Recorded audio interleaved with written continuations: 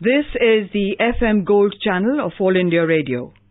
In the year-end program series, we bring you now an interview with Maneka Gandhi, Minister for Women and Child Development. The interviewer is Aditi Tandon, journalist. Child safety is a matter of grave concern nationally. We've just had this horrific case from Muzaffarpur in Bihar where children were found sexually assaulted in a shelter home. And that case is going on in court. But what is it the WCD ministry is doing to ensure children's safety? I believe in systems. What we did was when I became minister, for the first time, believe it or not, we started recording the number of shelter homes there are in India. Those have turned out to be 9,000 institutions. Second, it took 3 years to even record them because most of them were unregistered, unrecognized, and they were living off very strange means. Secondly, then we wrote to every member of parliament saying that please visit the shelter homes in your area because we don't have feet on the ground. So you are our feet. So every member of parliament, Rajya Sabha, Lok Sabha, was given a letter. So the third thing was we started checking them out. So a review was carried out by Childline of every shelter that we had. And that review took over a year to collate. We have that. So we started communicating then with every state government. To give you an example, wo jo abhi Bihar mein hua tha, terrible one where the minister's husband was involved. We had written to them 6 months before that saying that we have received very bad reports about this particular shelter. Please investigate immediately and take action. And we had sent this to the state children's, the SCPCR, and they had again taken it up with the minister and nothing was done.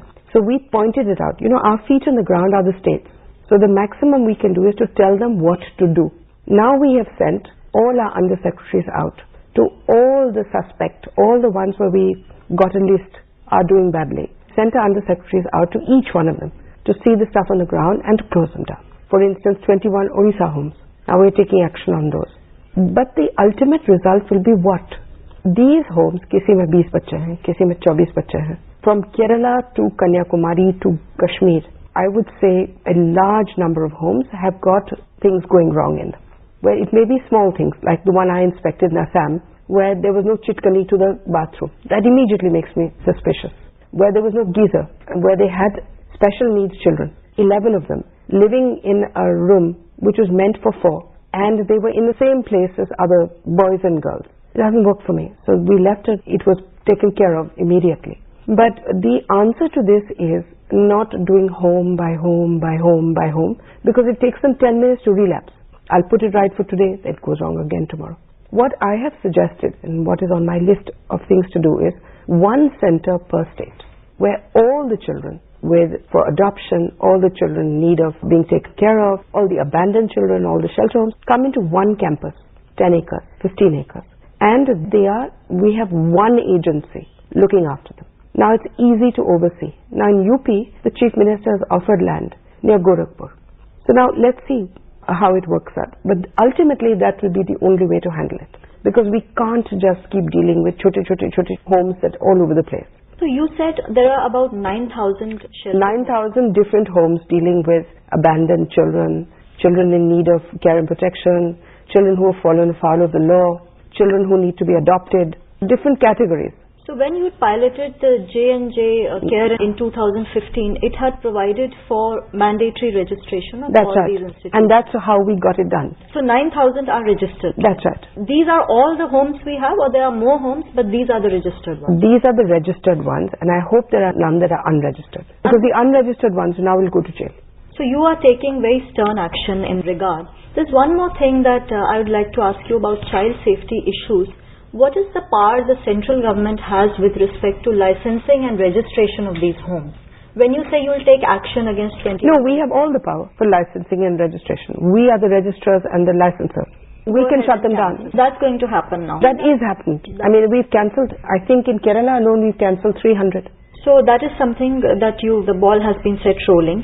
The second thing that your ministry has done ever since you took the charge was easing the adoption procedures. And CARA, now has an online system where you've linked adoptions across the country. That's become very transparent. Are you happy with that progress? It hasn't eased adoption.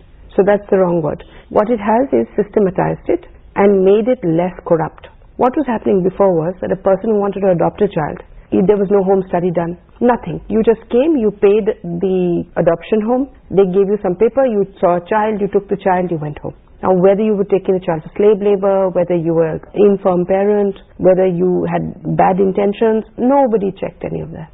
Now there is very rigorous testing, and each case is treated with urgency, totally transparent, and it's taken the power out of individual homes to give children to whoever they feel like. So it's taken time to settle down. But now it's settled down and it's doing okay. About the court cases, you had said that every court should resolve these cases. I've got 700 cases in courts, and every morning we're talking to judges. One judge will sit with 34 cases. Parliament is not running properly, unfortunately. But if we had a responsible opposition, they would realize that the political cases, the financial cases, the acts, you do your chick-chick on them. But all the social welfare acts, for God's sake, let them go through. Now we've got something lying in Parliament which takes away the powers from the court and gives them to the DM. Let the DM and the CWC inspect and give the child. The Juvenile Justice Care and Protection Amendment. That's right, and it's lying in Lok Sabha. And what about the number of children available for adoptions? That remains a big challenge. Big challenge. Because we put so much emphasis on it, we've now got about 25,000 people who want to adopt. But at any given time, who are the children that are thrown away by their parents? It's not that the girl is illegitimate, the child is illegitimate, so it's thrown away. That's a very minuscule percentage. They are thrown away because they are special needs children. So they have a hole in the heart, or they have cerebral palsy, or something. So at any given time, we have about 1,000 children, which is really limited, very, very small amount for a country of 1.3 billion people. But out of those, only 300 would be normal. 700 would be problematic.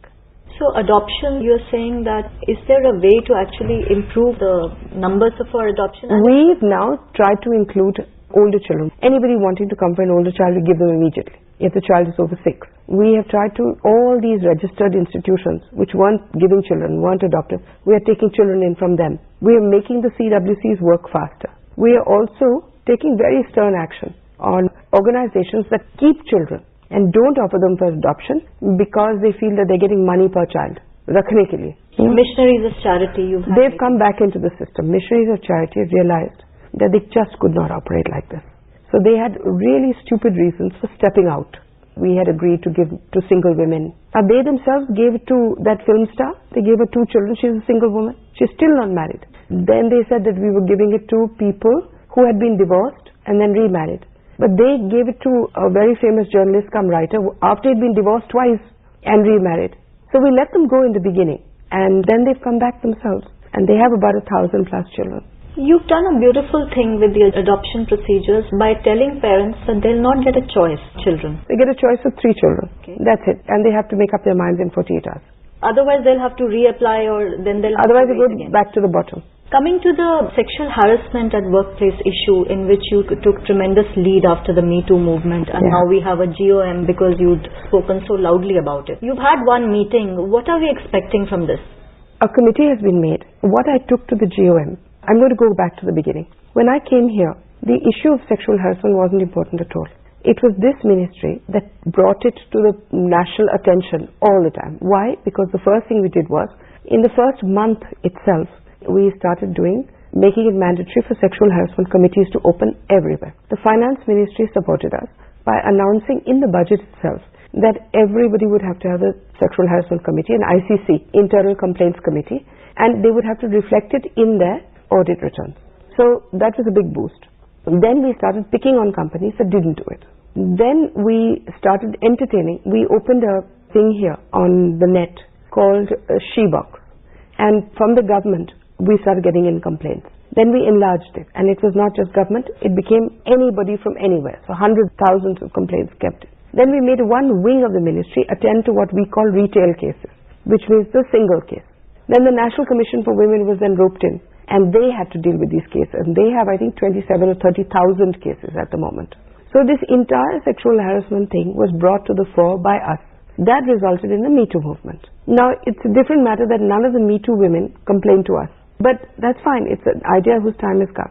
But that resulted in the GOM. The Prime Minister was good enough to immediately recognize the seriousness of this. So he put the Home Minister and Gadkari ji and Defence Minister and me. Now, the meeting that took place to discuss what could be the institution to take care of complaints. So I said, at the moment, I'm doing it as ad hoc, in the sense that because I'm personally interested in women getting justice, the ministry is dealing with it, with retail cases, there's she-box. But what will happen after I go? So what I believe is that the National Commission for Women should be made much stronger. Now, in 2014, when I became minister, this was the first thing I did, was to remake the entire National Commission for Women and take it to the government. Unfortunately, it was not seen as necessary at that point. So it's been lying around for 4 years. So again, using the GOM, I brought the National Commission for Women and said, this is the only upay at the end of the day. We've got the ICCs working, but we've still got thousands and thousands of complaints. And these don't necessarily have to be women who are working. It could be women who are being assaulted at home. We have, for instance, for the first time created an NRI cell. Women who have been married legally to men who have duped them, taken money, or put them through marriage and then gone abroad and never come back. So we are dealing with those cases as well, and those run into thousands also. So the National Commission for Women has been taken over. Now they've made a small group of secretaries, and we've given them a week to study what can be. I mean, they already have my proposals, but to see whether these are implementable. And if they agree, then we'll take it to cabinet again. You just spoke of the NRI brides. I believe your ministry has cancelled passports of 33. And you are currently also looking at several such cases. Oh yes, one a day. It's a very reassuring thing for And it's the first time since independence this has even been recognized as a problem. Otherwise, how many lakhs of women have been made victims? You know, by men who they'll come, they're truck drivers, they'll come and say we own transport companies. And then they get married to these women and then they disappear and you never see them again. And just there's one more listener from Muzaffarpur, Bihar. मेरा नाम अनिल कुमार है। मैं मुजफ्फरपुर का अस्थायी निवासी हूँ। मुजफ्फरपुर में central home की घटनाएं पूरे देश के लोगों को शर्मसार किया है। सरकार बेटी बचाओ बेटी पढ़ाओ अभियान चला रही है, तो इस परिस्थिति में देश के सेंट्रल होम में बच्चियों के साथ कोई घटना न घटित हो, इसके लिए केंद्र सरकार क्या कोई कार्रवाई कर रही है? What do you have to say to citizens who live around shelter homes? I'm saying that for God's sake, something like is happening so openly. A tunnel was built to this man's house where children were being taken. Do you think they weren't aware of it? Do you think the neighbors did not know? Do you think that anybody was happening so secretly? What nonsense. And even now I would like every member of parliament to go and check all the shelter homes. We've written to them again and again and again. So if they don't do it, who will keep a check on them? Can I, sitting in remote Delhi, understand what is happening every day? Now, if I can get a report and send it to the state government about Muzaffarpur, do you think that the person sitting in Muzaffarpur couldn't know it? Now about the one-stop centers, that's an extremely revolutionary step that you've taken, and now practically all of them are working. Yeah. We've seen, Mrs. Gandhi, that domestic violence cases are the highest reported by women. How are you handling this challenge? One-stop centers now, there are about 200 plus. And by next year, they will be all 600. It took us a long time to get off the ground because we were only allowed 50. And that too took me a year and a half. Then when they started working, we were allowed 200. Now suddenly there's this call for 600, 700. By next year, we'll have 600 plus. And then ultimately we'll get to 712. At the moment, we won't get to 712 because West Bengal has refused.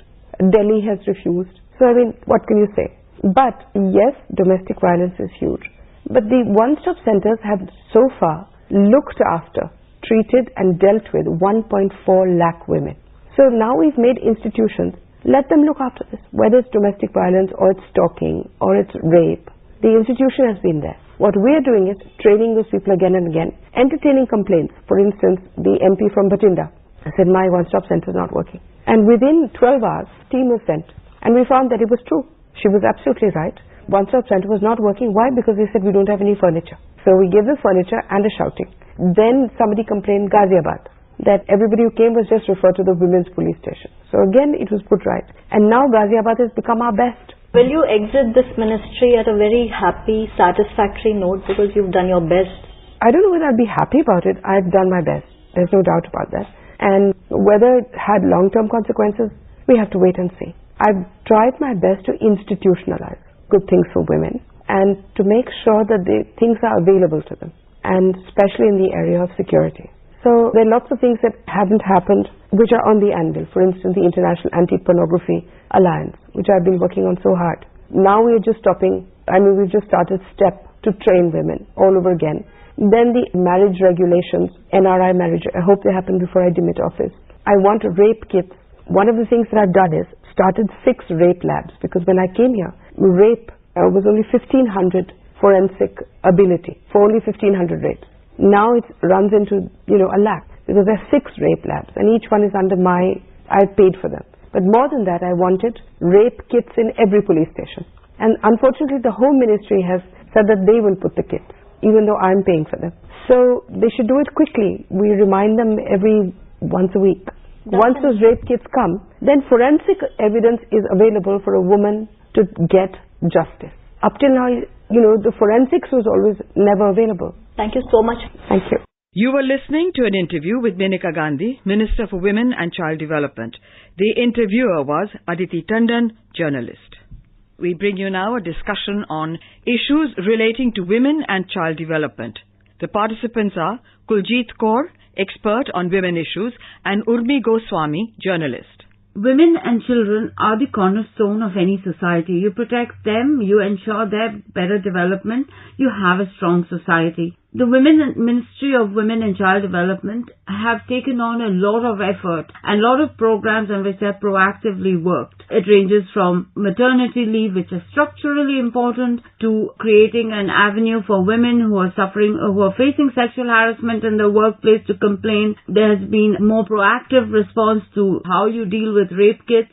Of course, it matches with several other legislative measures that have been taken. But on the whole, there seems to be a lot of effort that's happening. Kuljeet, when you look at the efforts of this ministry, what do you see are its highlights? Urmiji, I would like to say that the women organization, we are highly satisfied with the performance of the present minister. If we look into these matters, it's the first time that Nirbhay Fund is being properly utilized. They are giving compensation to the survivors. And the Safe City project is also running, where with police and municipality, they have arranged for the street lighting. At the Nirbhay case, the main thing was there was no proper lighting in the streets. So the street lighting they have introduced, safety in the public transport. Actually, they introduced first of all in UP, the lady conductors in the buses. Because the young girls, they feel very uncomfortable and hardly anybody comes to their rescue. So the lady conductors are there. And on top of that, when we talk about maternity leave, their attitude towards women is so sympathetic, because previously it was only for 3 months and it was still a feeding time for the women. Now they have made it totally 7 months. 1 month is before the delivery and 6 months after the delivery. So the woman feels very comfortable physically also, and at the same time she gets the satisfaction of feeding a child. We always talk about this baby feed and all that, mother's milk. So when you don't give the leave to the women, then how can you expect that she is going to feed the baby? So with this 6 months, this problem is also solved, and we can say that they are encouraging also that mother's milk is the best for the baby.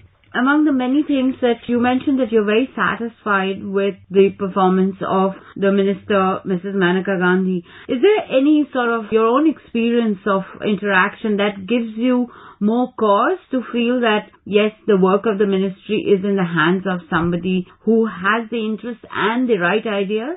Yes, Urmi, I would like to share that experience with you. After this Katwas case in Jammu and Kashmir and Muzaffarnagar shelter home case, so we are so perturbed. AIWC, All India Women's Conference, we invited the other organization, Delhi-based organization, and all of us, we met and we put some recommendation. So we requested Mrs. Maneka Gandhi, the Honorable Minister, that we would like to meet you because we want to share the recommendations. So 18th July, she gave us the date. So when we 5 people, we went over there, and the meeting was, I should say, so fertile and so good. The positivity of the meeting, because when we gave her the recommendations, she's so efficient. You can judge the efficiency that within 5 minutes, she had the answer for all the problems. And that also in a very positive way. Because when we talked about the rape victim, as you have just mentioned, she said that they are providing rape kits to the rape victims. Then she said that giving compensation to the survivors. The most important thing which she added was about the forensic labs.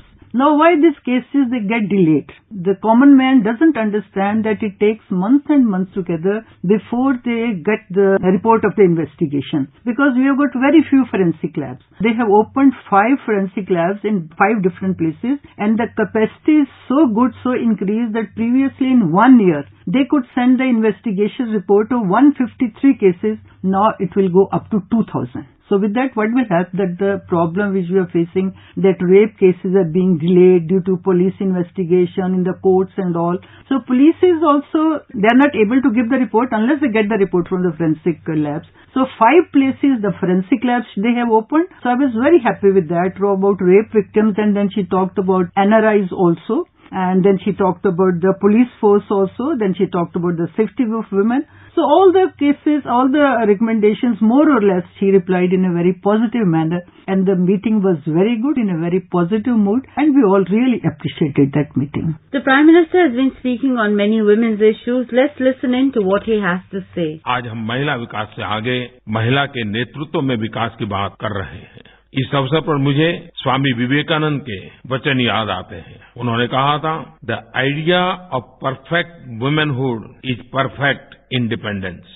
125 वर्ष पहले स्वामी जी का यह विचार भारतीय संस्कृति में नारी शक्ति के चिंतन को व्यक्त करता है. You mentioned the whole discussion on the rape case, given when your meeting took place in the backdrop of the rape in Jammu and Kashmir, in Kathua. But you also mentioned the shelter homes, the other end of the spectrum, the young adults who live in these homes. Now that has been a recurrent problem in India. The shelter homes become centers of abuse, of corruption. How do you see this, her department, the Ministry of Women and Child Development, actually addressing this problem, and perhaps are you satisfied with where it has gone? Shelter homes are in a very sorry state of affairs.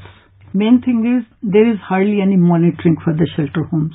Recently, last week, this National Commission for Women, they had sent their members for the investigation in Orissa, in Karnataka, and all the shelter homes, they got a very bad report. As we saw in Muzaffarnagar also, out of this 104 shelter homes, the condition in most of the shelter homes is very bad. One thing is that there is not appropriate fund in the shelter homes.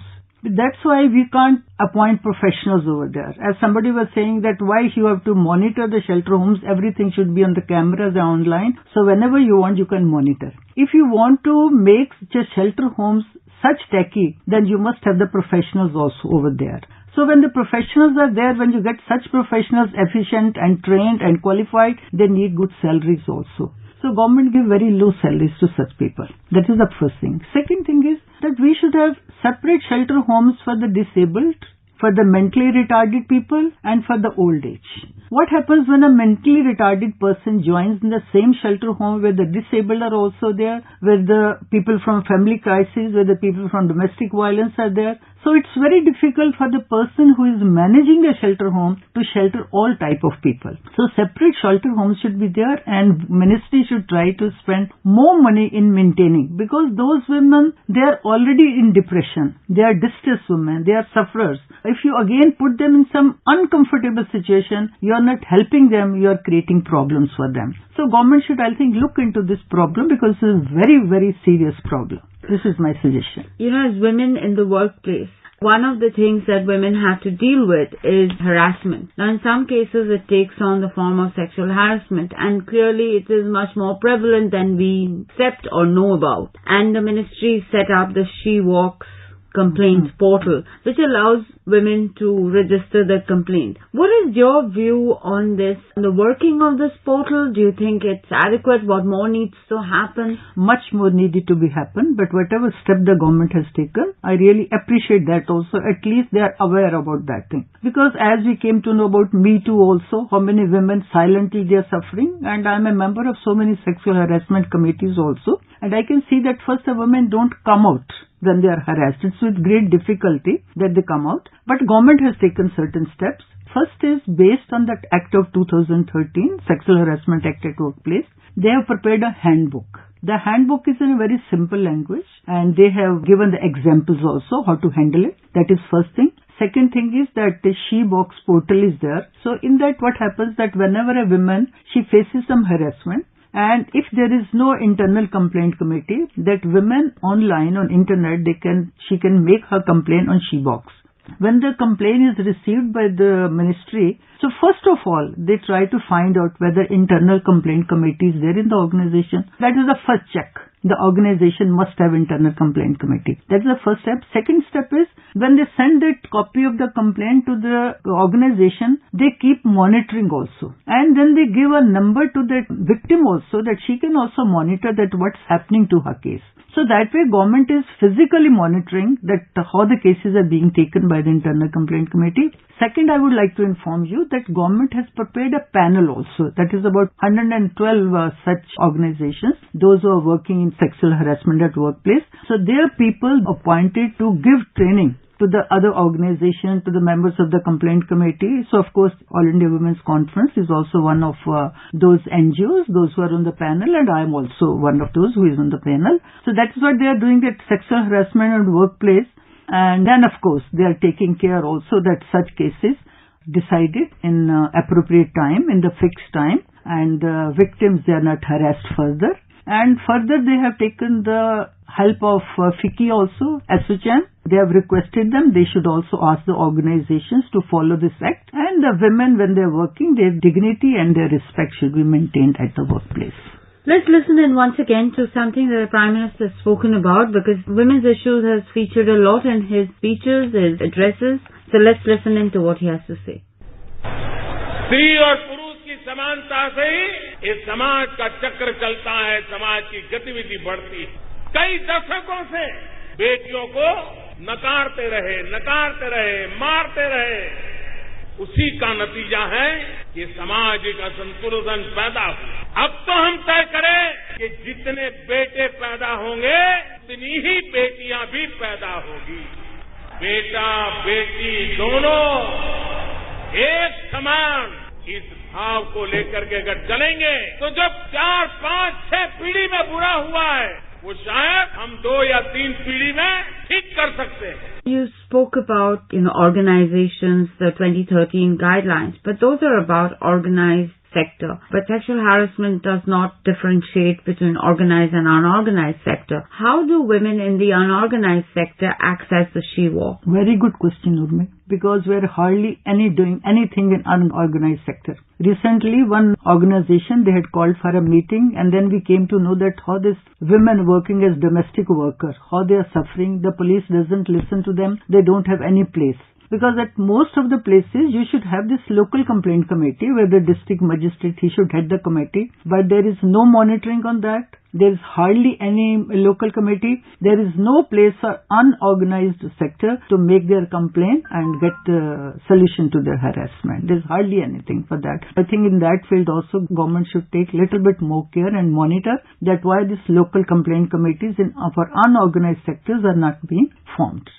You mentioned about the broader issues of women's safety that come in. Could you sort of take us through some of the developments or some of the measures that have been taken that perhaps address this question of women's safety? Because that seems to come back in more ways than one. That of course is there. I told you already, there's a street lighting is also, more policing also. Public transport. Public transport, first of all, they have put this women conductors. And at railway stations also, for the security of women, they have put CCTVs over there. And then Mahila police volunteers also. So that women, they feel comfortable when they go to the police station. Because normally, especially women from rural area, they are not able to open up to men. So that's why this voluntary Mahila police is also there. Because during Rajiv Gandhi's time, 33% reservation was there for the panchayat for women. But nobody was there to give them this orientation program. But now they have made a module through which they are giving training to such women, those who are elected to the panchayat. But otherwise, they don't know how to run the administration. So that's a very good step that way.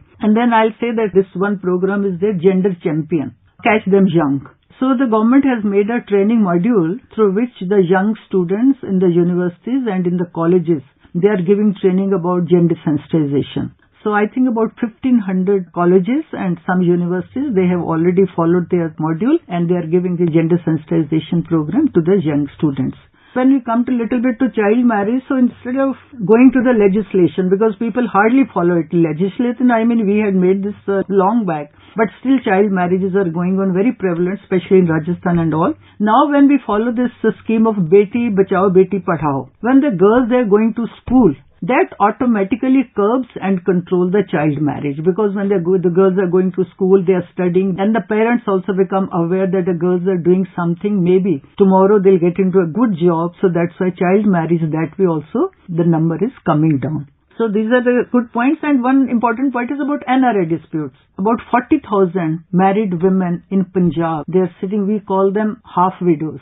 Because NRIs, the non-resident Indian, they come, they marry, and you know people how they are swayed by this foreign, this thing and all. So they get married, take this dowry, and they go back, giving them promise that you give us the documents and send the visa. Sometimes it so happens that a girl gets pregnant also, and the girls are with children, with child, but the husband is away and nobody can check them. If you talk to the parents, they say, we also don't know the whereabouts that boy.